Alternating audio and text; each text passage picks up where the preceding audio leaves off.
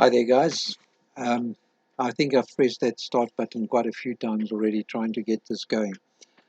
What I'd like to do today is I would like to try and use technology. I'm trying to learn this new program of presentation and just to see if we can maybe accelerate some of the things we can do it and improve the efficiency.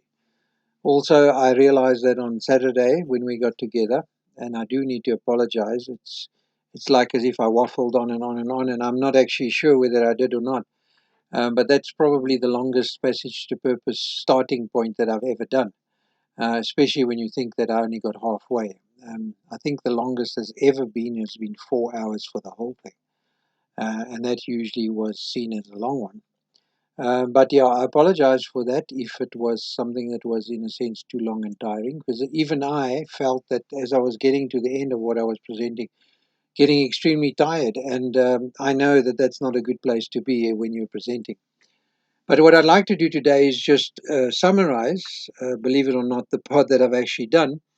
Not so much to bore you, but basically to make sure that the content of what we did is still fresh in your mind to a certain degree. And then also, there's been quite a few people that have joined the class. So I want to just get on top of that. And then fulfill a promise that I made to you. I made you a promise that I wanted to finish what the end of starting point. Although what's nice is that you don't have to have finished starting point to actually be where you are now, already starting to do chapter one. But I do want you to have it in your pocket, so to speak. You don't have to watch this before the class on Monday. It's already Sunday today, so it's not giving you a lot of time, even if you do want to do that.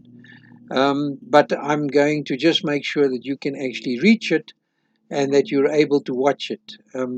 Like I say, it's not important for you to have finished starting point. It would be preferable to have finished starting point as soon as possible, but it's not essential. Okay, let me work through that PowerPoint quickly. This is where I get used to my tools. Okay, so this was our starting page, and I introduced you to the concept of passage to purpose as such. And then I just related to you very quickly on how passage to purpose came into being, uh, basically based on the book of Perspectives on the World Christian Movement, but then also that we were teaching the World Mission, the World Perspectives course, and that's where Hannes and hey, I'm not used to calling them where Hannes and Harpia actually did the World Perspectives course with us, and I'm sure that some of you are aware of the effects that that has had on their lives. After that, we built Passage to Purpose, and from Passage to Purpose, we now realize that we need a new hybrid, and the new hybrid is Kingdom Perspective. I'd love to share with you sometime how that happened and all the ums and ahs about it, which were very, very interesting because it's part of the journey that we've had with perspectives as such. Okay, so the first part of Passage to Purpose was an invitation for you to go deeper with God. The only part that I highlighted here was the fact that I'm relatively sure that we're operating from the basis of the same God. I believe that we believe in the same Trinity. We believe in the same Bible. The only thing is that as I take you deeper with God, I think you're going to see that we're looking at a perspective of God that is normally not preached about, or if it is, it's glanced over and never taken to the fruition of how do you actually apply that into your life. So, in the beginning of that, I do want to say to you that we're going to go through a lot of communication, and for me, the dialogue between myself, the facilitator of Kingdom Perspective, and then yourself is that if we want to go deeper, we want to journey together. So I wanted to just set up when I gave you this as more an awareness tool. It's a very useful tool to have when you have dialogue with anybody, especially a fellow Christian. Um, it's very important for you to recognize the different levels of communication. So I suggested to you that, well, not suggested, I made you aware that the Bible is what we would call level one communication. In other words, that's the strongest form of communication that you could use. It's the solid, it's the basis, it's what everything comes from. And then in that you have stories because the Bible is expressing a kingdom, which even as Jesus, whenever he spoke about the kingdom, he would say the kingdom of heaven is like. He would use stories and parables. So we also have stories and parables as we start to look at the concepts that we're looking at. And you'll see that I use what they call analogies, which is basically a more modern term of parable. I use analogies all the time. And the reason why analogies are used is because in that analogy, it's normally a picture that you already know, a new concept is deposited, and then you understand all the links that link to that. We'll explain that a little bit further, but I think you're starting to catch what I'm talking about. Jesus wouldn't be talking about uh, master's estate. He wouldn't talk. He would talk about the growing of plants. He would talk about being a shepherd. He would use concepts that we already understand. And the important thing about that is to know that when he says the kingdom of God is like, that which he portrays is not actually the scenario. In other words, Jesus, in essence, wasn't a shepherd. He didn't walk around with a staff in his hand. Um, but we understand the concept because we understand of what a shepherd's relationship is to sheep. I think you understand what I'm talking about. So that's what analogies are used for, and stories and parables. And then we also have the thing of what we would call testimonies, words that people have from God. They feel that God led them to do this, or they feel that God told them to do that. That doesn't necessarily mean that it's telling you to do that. It's just ways in which we see how God has worked with individuals, and that doesn't mean that it's the way you need to do it. It just means that God has done something, formed a testimony, and you can, of course, relate it to the biblical and see where. If somebody tells you that God did something which is anti-biblical, then you need to know that it probably wasn't God, it was somebody else. And so that's how you filter it. So level one is the Bible. Level two would then be the stories. So they have less importance, but they're very, very useful. And level three is still important, but it's of lesser importance even than the parable. So you need to see all of that filtering through. Now, I also related to it as a iceberg, because most of the time in our lives, it's the things that we see and hear and we experience people doing, which comes to the surface first, and then from there you need to filter it through. So there we have it. That was just the levels of communication. I'm encouraging debate. I'm encouraging pushbacks, but I'm also saying that that is going to be controlled by these things. When we talk to each other, I might talk about a certain story or a certain parable or a certain analogy. But if you feel that that analogy in some way is stretching what the Bible's saying, then I want you to be able to refer back to the Bible and say to me, but what about this or what about that? And that's what I'm hoping. And by the way, we're looking at sharpening each other. Obviously, I've done this quite a few times, so I'm fairly confident at it. And that's why I'm also giving you an opportunity to get to see the material as best as possible. Okay, so that was awareness of now. You'll notice that I pushed that into the beginning because it's better to set up the communication from the start. So the next slide was talking about paradigm shift. I first asked you what is a paradigm shift, and the basic answer is it's a complete way of changing your thinking about a certain subject, and that's what we're aiming at. I don't think I've made any bones about it. I think that I've clearly said to you that I just put it in quite a, let's call it crude way. I said to you that I'm aiming to brainwash you. Now, that's not really true in the sense that if I was brainwashing you, it would be seen as a negative. But I'm hoping that the kingdom, in essence, will come in so violently into your life, and I don't mean it in violence in a bad way, but abruptly into your life, if it's not already there, that this would make a meaningful change in your life. So when we're talking about a paradigm shift, or rather when we talked about a paradigm shift, I talked to you first about the story of the family in the train.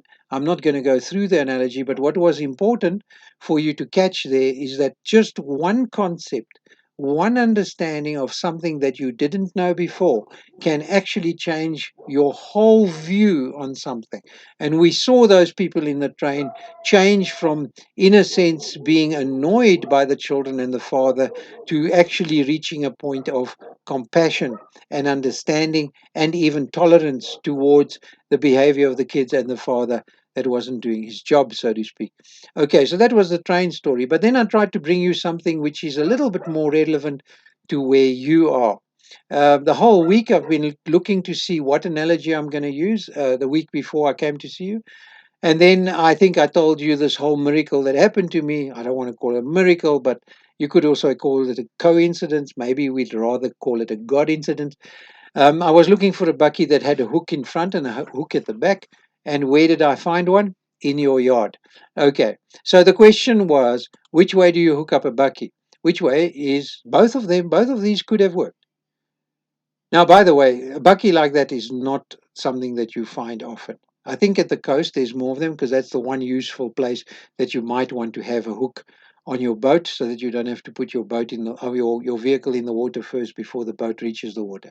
But that's about the most useful place that I think that that would be for a hook like that. But the question was, which one of these two do you think is the way we'd prefer to ride? Now, I think you realize that what we're talking about is that the bucky is the kingdom.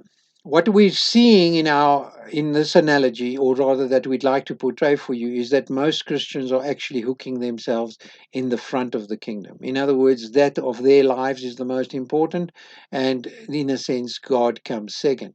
Now, we're suggesting to you that this paradigm does have the potential to get you to understand that the only way to really hook up as effectively as it would be for us to go to Cape Town with us, is that I think that we would all agree that if we're going to Cape Town with a trailer in the front, we probably all would avoid wanting to go on that trip. But the other way around, easy as anything. So in actual fact, it's the kind of hookup or the place that you hook up that makes the difference.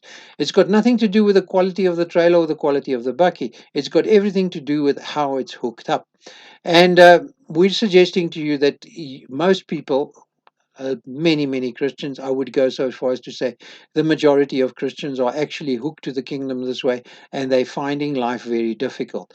They're probably also finding that it's very difficult for God to steer them in the right direction because it's a little bit of a nightmare when you have to steer something like that. Of course, for God, always everything's easy, but then He would just take the trailer and hook it on the back if He could force you. Anyway, here we go. So, the road to the end of your life is actually the road we're talking about because this was a road to Cape Town. Now we're talking about a road to the end of your life. Now, there's one thing that we wanted to say out of this is that you have the choice to hook yourself either to the front or the back of the kingdom. So, one last thing that I want to remind you out of this is that there is a scripture verse, you probably all know it. You put the kingdom first and his righteousness first, then everything else will follow. That's a promise from God. I do want you to notice that there were two conditions: his kingdom and his righteousness. Now you're going to see that both of those things are very relevant to where we're going to in this course. Basically, what is his kingdom about, and how do you actually see his righteousness? When do you know that you're operating by his righteousness? I'm not talking about sinless. I'm talking about righteousness, that which is righteous before God. We're going to be start talking at one stage about moral law, so those of you who knows a little bit more about that will be aware of where I'm going. And but where we're going to get the judgment on moral law, that's going to become a totally different ball game. But don't worry, if you don't understand anything about moral law, we will get there. Okay, then I'm to talk to you about three active roles within the kingdom realm, or three active kingdom realms. Sorry, and yeah, I suggested to you that there's three active components to this. The one is for us to enter into God's hands, and this was obviously only through Jesus Christ. Now, that entering part is what we would call the redemption side, where God is redeeming us back to Him. Obviously, all human beings are going to come that way, but if you look at it from your perspective, you are entering into God's hand. And that process is what we call getting to know who you are in God.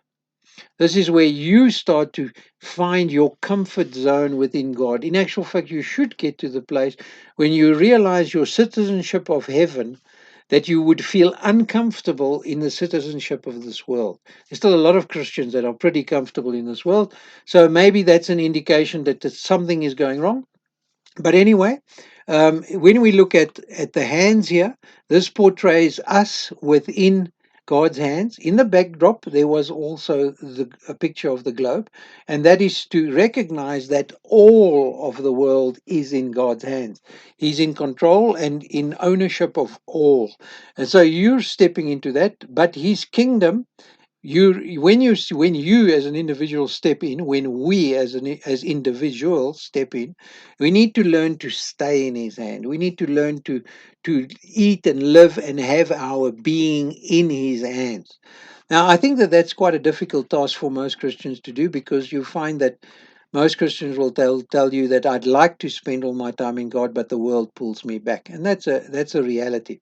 Okay, then we look at the going, and this is a process that very few people, in a sense, feel called to. Unfortunately, the Bible does not give us that freedom. It actually says that we all need to go and disciple the nations. That's, of course, if you want to believe that you want to be a disciple.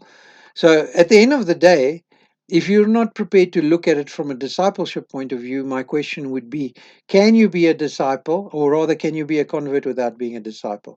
That's a question that we could debate. But for me, I'm working from the basis that we're all looking at being disciples. We're all looking at pleasing God with our lives here on earth.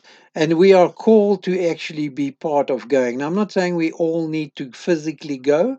I'm just saying that that needs to be a centrality. It needs to be a realm in our thinking.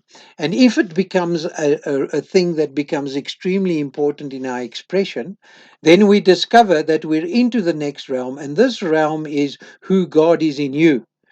Because you start to operate from His hands.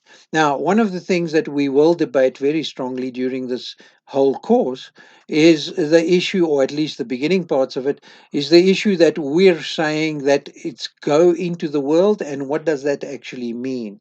Now, never mind which one of these that you're majoring in at the moment, because we tend to major in each one as we grow. The entering in, the redeeming process never stops. There's always, let's call it a cleaning up process required. The staying in God's hand is a continuous struggle, if you want to call it that. But then the going process also becomes. Now we've come to the place where we say that if the going is not in place, then you find that the entering in and the staying in becomes kind of nullified. It's a little bit like a dam without an output; it always rots. So that's kind of something that I want to just leave you with there. Um, all right, what did we do next? Okay. Oh, one thing that I didn't cover now is that we are saying that the three realms, as true as what they are, there's only one method in this, and that method is that God is in a process of you losing your life. In essence, here we are caught, we say, God says, if you try to save your life, you will lose it. But in this process here, if you try to lose your life, you will save it. We'll talk about that further, but that was in Matthew 16:24, and that's actually quite a strong statement. I don't know of too many people who can, there's a lot of people who can tell me how it is that I shouldn't try to save my life, so that, try to save my life, otherwise I'll lose it. But there's very few people who can tell me how to actively lose my life so that I can save it. Anyway, it might sound like semantics to you, but at the end of the day, it is important for you to realize that we are working towards a place where you spend your life for His will. And I think that for most Christians, that would be an awesome place to be. They'd like to do that. In actual fact, there's many people who would choose to do that, but in actual fact, they've got no understanding of how. And that's part of what we hopefully are going to put in place for you. Now, I also just shared our journey. Um, and I'm really not going to spend as much time as we did last time, in as much as what it could warrant it from God's perspective. And this is really not to put a badge on us. None of this stuff is because we were smart. But basically, our 0 years were here. Rita and I both met Christ long before we knew each other. I was saved by the gospel of the kingdom, had no idea what that was. Rita was saved by the gospel of salvation. We regarded each other as saved, but we had no distinction on the gospel of the kingdom versus the gospel of salvation. And I'll explain that to you later, but it has a strong implication to what we're talking about. Okay, so that became our redemptive years. We both came to the Lord more or less at the same time. Rita a little bit earlier or later, I can't remember, not important. But we had a twin track. We were both on the redemptive side, so we had now entered in. We were now learning to stay in God's hand, so that's where we're at. Um, and of course had no idea of anything else. But then we went through 7 years, and then we met in 1980, got married in 1983. But it was at that moment, in actual fact, we got married because of this happening. The seed that had been planted at the gospel, with the gospel of the kingdom, actually germinated at that moment. And so we decided that we were going to become part of the going movement. We were actually going to go there. We were going to move out. We were going to trust God. Of course, we had no idea of what that meant in the sense of the world. But that was the beginning of what I would call the kingdom side. That was part of our going. So we had activated that third realm, or rather, God had activated it. The important parts here is that within that whole section of 1983 to 1993, we were actually transplanted 3 times. If you see it as a tree that germinated at that spot, germinated from the fact that I had been saved by the gospel of the kingdom, all of a sudden, Rita's seed germinated and grew rapidly up to parallel with mine, and that God did through a miracle. I'm not going to go through it. It was an absolute miracle. And that was an exclamation mark for us that we were doing the right thing. So this tree grew amazingly. But then there was a certain time in which God changed the environment and transplanted us again from one environment to the next. In the second environment, we once again learned a huge amount, and then once again, we actually, in a sense, made a plan to be transplanted ourselves, and we transplanted out of that into this third season. And during this third season, the tree grew tremendously. But that was the moment in 1993 where we started to understand this issue of the world. We started to understand what this actually meant for us, and that was the beginning of one massive journey. Okay, so that's just a quick summary of the 17 years, the 7 years of redemptive, the 10 years of kingdom. Please remember that redemptive doesn't stop, and that your awareness of the kingdom program doesn't stop either. But this is when the real tacky hit the road, so to speak, as we say. Okay, so 29 years of this. Now, I just want to highlight some of the things. We had one tree, and that one tree became a whole orchard, and I really mean a big orchard. So now this is what I want to say to you, is that this is where we started to learn not only to be able to stay in God's hand, but we actually started to learn to play from God's hand. And that makes a huge difference. You're basically, especially at first, you're looking at working from God's hand. It's kind of hard. You're kind of going through the levels that we talked about, from survival to significance, which I'm going to bring back a little later. But you're basically working, and then you start realizing that there's actually an effortlessness as long as you can relax within God's timing and within God's purposes. So we've had 29 years. A lot of people say, so what does that mean? Well, it means that we went through 29 years of never ever working for making money anymore. It kind of just happened, and it sounds miraculous, not that easy. Um, but then playing from his hand meant that we no longer were concerned about a lot of things, like, for instance, our health. There were miracles that happened. There were places where God turned worldly things into absolute. I don't even know. I don't want to go too far into that, but there's so much that I could say about this. But it's been 25 years of good walking, strong working. It's like going on a hike, you do some hard walking, but then it's all worthwhile. And that's what it has been, and absolutely worthwhile. When I say orchards, I'm not talking about just orchards from a spiritual or a ministry point of view. I'm talking about orchards from a physical point of view, where we gave away everything. We even gave away our house, which was fully paid for over here when we transplanted the last time. And over here, we land up with, and I don't want to say our houses, but we landed up with 33, which we gave 23 of them away last year. We landed up with 23, let's call it dwellings, or 33 dwellings, and then now back down to 10. And the thing is, it's not ours. We're only responsible for them. And what we do is we pick the fruit and we hand them back to God's kingdom. And from time to time, we enjoy some of the fruits when God allows us to do so, which is great. What or the scripture that I want to lay before you here is that if you put His kingdom first, then in actual fact everything follows. But He also says that He will give you what you need. And this is so important. We're not talking about Him giving you what you want, although I kind of have this little underlying thing that I feel that if you do the right thing and you release yourself into God's kingdom, often because He loves you as a child, He also just gives you those desires of your heart, as long as it's not leading you down the wrong way. So yeah. I think that's just the testimony I want to leave with you. I like to put this in place because there's a lot of times when I will relate to certain things and I might use a testimony from our lives, and I want you to have an idea of when it is in the timeline. It's important when we look at strategy. Later on, you'll see that it's very important that when you read a testimony from a missionary or from a ministry person, you need to know at what stage was he, what season was he. Otherwise, you're going to make some miscalculations as to the effect of that testimony.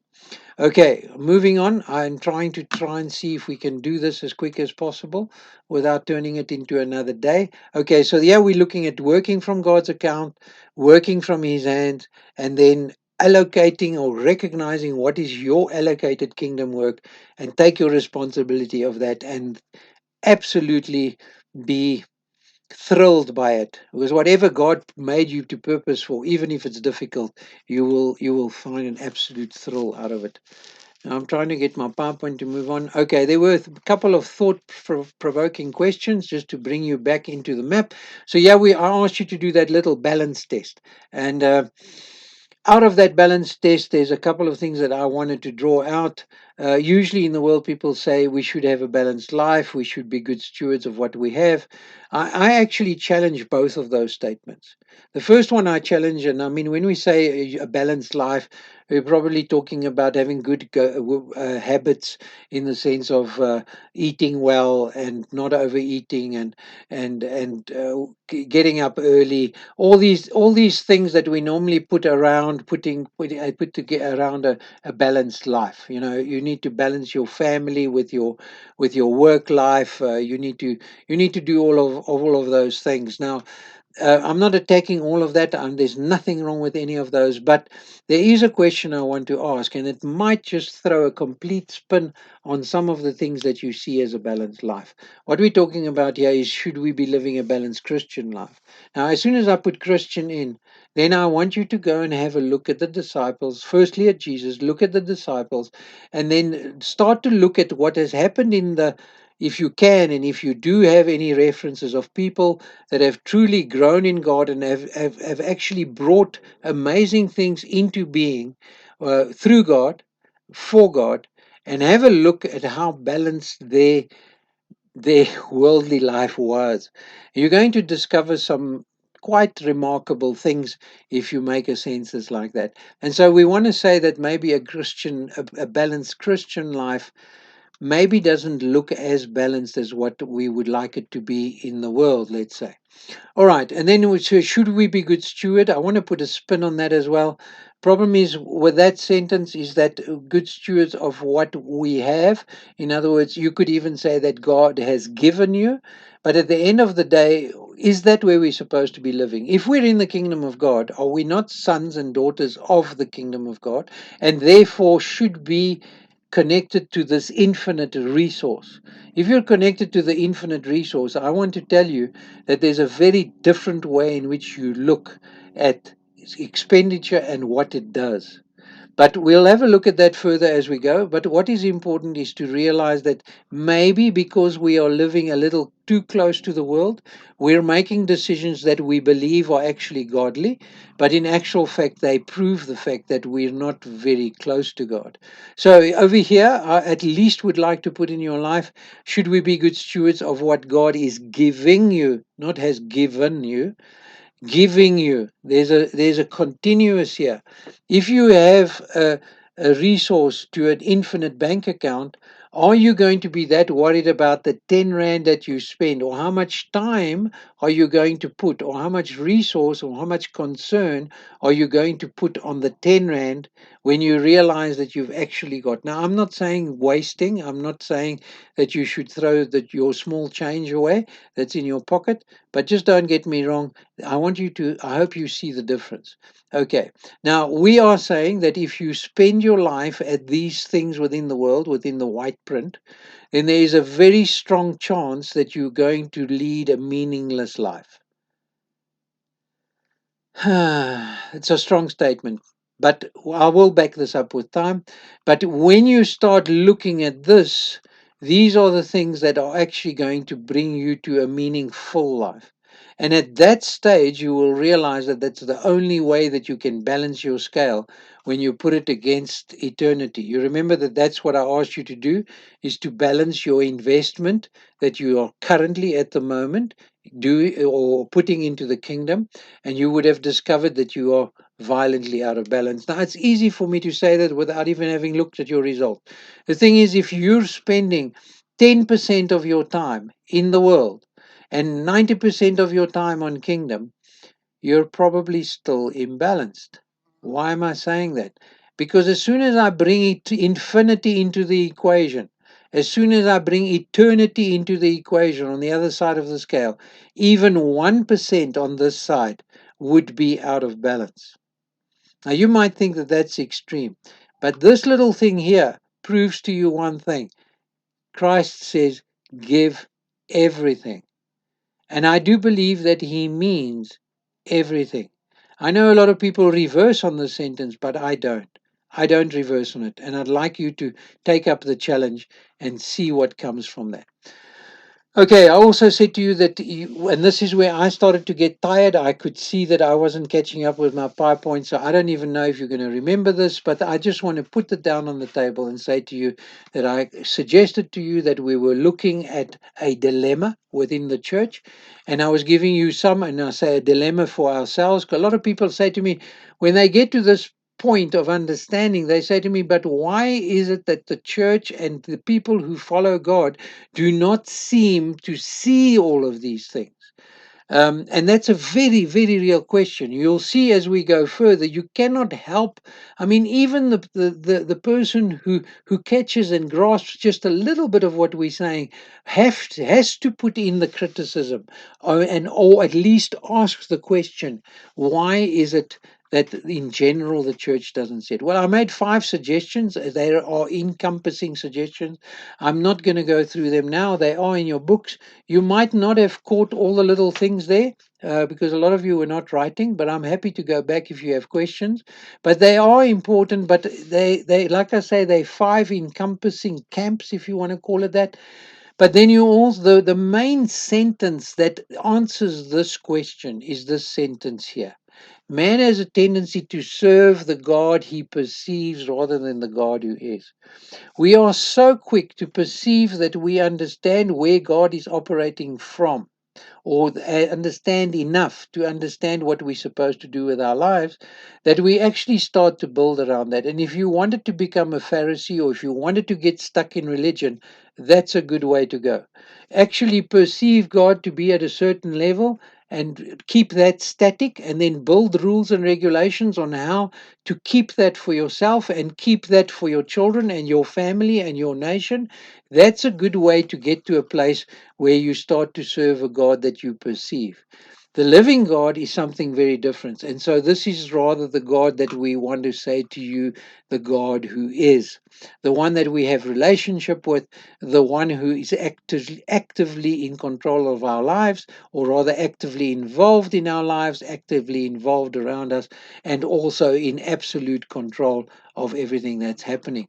It's a totally different God, and that is the God who is. When people meet the God who is, even Christians now, they start to wonder whether they've actually seen who God actually is. And that is always, and that when Jesus met the Pharisees, that's exactly what happened. The Pharisees had a God they perceived, and Jesus came and he actually just went into their worldview and turned the apple cart upside down. They had made rules and regulations around what we see as God's righteousness. Okay, and then on another thing that I want to just say, which is terribly, terribly sad, is that most of discipleship that you can find in the church, you will find is there to meet your death. What I mean by that is it's there so that you be ready to meet God, to actually improve yourself to meet God.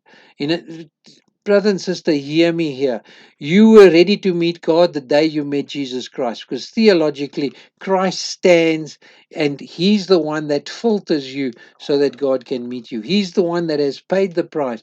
And it's important that we get our theology right, because that's great to know that. And then you're going to say, well, then I'm going to continue sinning. I'm going to continue just going my own way. No, no, no, no. You must understand that as Christ pays for the price, there's an expectation of Him being Lord in your life.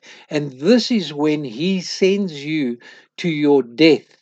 And that's where we start to live and die for our lives.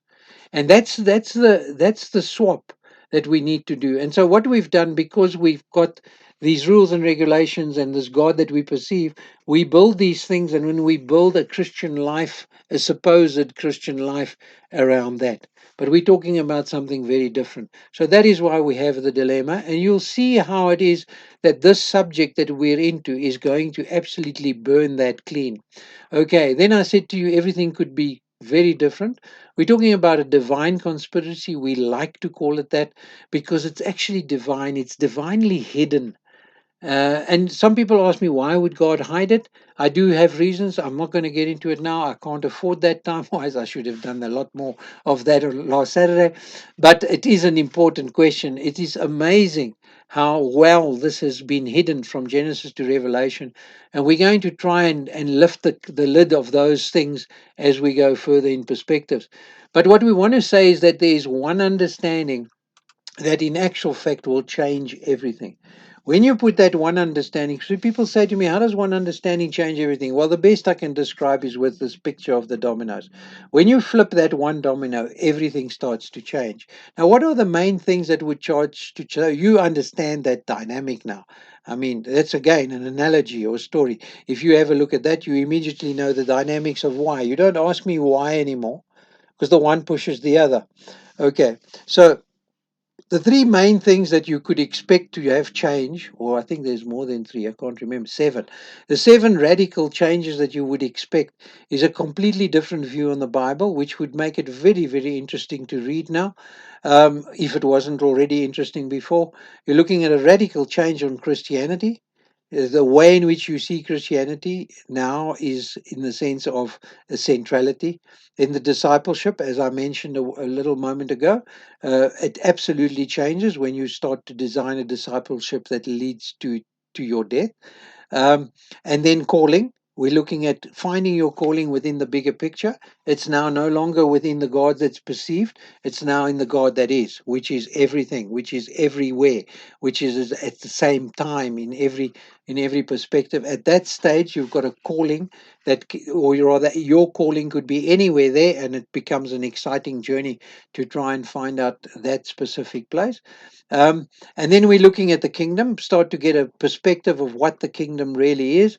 And that, therefore, we say that the more people that get actually a perspective on the kingdom, we start talking less and less about denominations. We start talking less and less about many, many doctrines. But what we get to is we basically start to unite around one purpose. And that is something that you're going to see uh, definitely puts things into place. And then, of course, we've got the return of Christ. Now, I didn't spend a lot of time on Saturday. Like I say, I was getting tired. On each one of these, I could probably spend another half an hour on each. I'm not going to do that, but it is important for you to know that it is there. We also said that the result, these were some of the changes that happened, but the result of this is that when you follow through with the whole thing, you start to understand what it would mean to be sons of God rather than just as children. And then we also see that it's so that he will be glorified. When all of this starts to fall into place, then he gets glorified. And then at that stage, we can start talking about what Jesus meant, that we should pray that the kingdom of heaven would come on earth as it is in heaven. That the kingdom would come on earth as it is in heaven. Okay, so that's that slide done. I'm hoping it means a little bit more sense. And this is where I took the quantum leap. I used the dirty word. I suggested to you that the divine conspiracy is activated by tempting missions. Now you remember we talked about the divine conspiracy. We're going to unwind that. But I wanted to land the understanding that missions is not the answer, that the divine conspiracy is activated by attempting missions, by moving closer towards it. So I plunged into this term missions, and I said to you that it's a loaded term. Now, whenever you use a loaded term, the the best way, the most eloquent way to come into the understanding of what this term is to remove all the knots. So when I say the knots, I don't mean like rope knots. I mean what it's not. So there were 5 things that I put in front of you that it is not. Most people somehow believe that it's basically one of these. You might just have one of these beliefs in place, and that would put you at a place where you don't understand missions.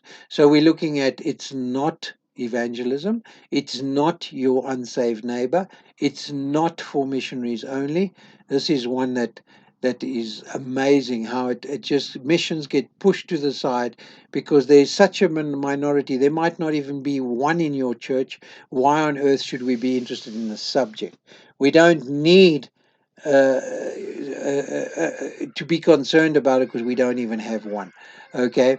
And then it's not about them. I'm not talking about missionaries now. I'm talking about the nations. When you start to realize that it's not about the nations, it is about the nations, but it's not about the nations. In other words, it's not because of them. It's a process that we're going through.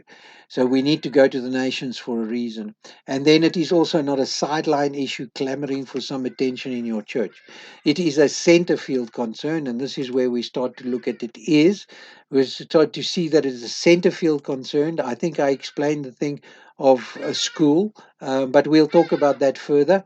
But we are saying we're making that statement. It is a center field concern, and it is also the outcome of God's original plan with man in Genesis.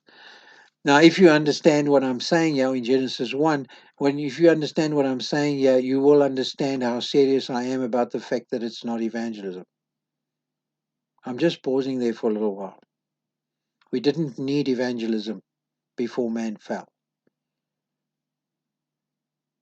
We didn't need God to redeem man before man fell. Okay, so I'm just leaving that a little bit there. I want the penny to eventually drop there for you. And then it is attempting missions is the alignment catalyst towards God's purpose with mankind. So we're going to see his plan, and then we're going to start asking the question, what would the purpose be behind that? Okay, so that should hopefully interest you. And then we just have an overriding summary there that all of God's intentions are only potentially fulfilled when going meaningfully cross cultural. Now, basically sounds like I'm repeating everything, but one thing that I have changed is I first of all put meaningfully. I have not yet used going meaningfully into missions, but this is the first time I do that. And take note that what I've done, I've qualified this term missions. I've said going meaningfully cross cultural. And I think that it's important for you to hear that. I'm not trying to just do a slide on hand on you. This is when I did the slide of hand, I started to make you aware that it's got something to do with culture. Now, there's 3 statements here, which are in your books. They're extremely important statements. By now, I was worn out, and you were even more worn out from listening to me. And that's what's sad about this. I'd like to make a little challenge within the group about this. I've been challenging myself, and I've been trying to see whether we could at some stage do a little workshop for those of you that are interested. But I would like to be very careful in translating these 3 sentences. Because if you can grasp, if any one of us could grasp the fullness of what is actually said here, we would have to do and when I say grasp, I don't just mean understand it, I mean grasp it, that it changes your life. Then it would be very little of the rest of the course that we would have to do. In other words, I've said to you, this actually encompasses everything we're going to do. But it's not going to help you to understand them. It's also not going to help you to have not walked them. But I think it's important that we put it out there. And so, as a overriding statement, we say the task of mission with plan, purpose, and will in mind puts you at a place where it is God's way of leading any true follower to their calling. Please understand, true follower. True follower would mean someone who is actually laying down their lives to the calling, one who is seriously considering to do that, and to actually engage yourself in the task of mission with plan, purpose, and will in mind. You'll be. So that's a quick sentence of saying to you that it actually encompasses everything. And I'm going to leave it at that. So that's where we stopped. And that's as far as I'm going to take it. I'm going to link another video to behind this now, where I take it further. Bless you.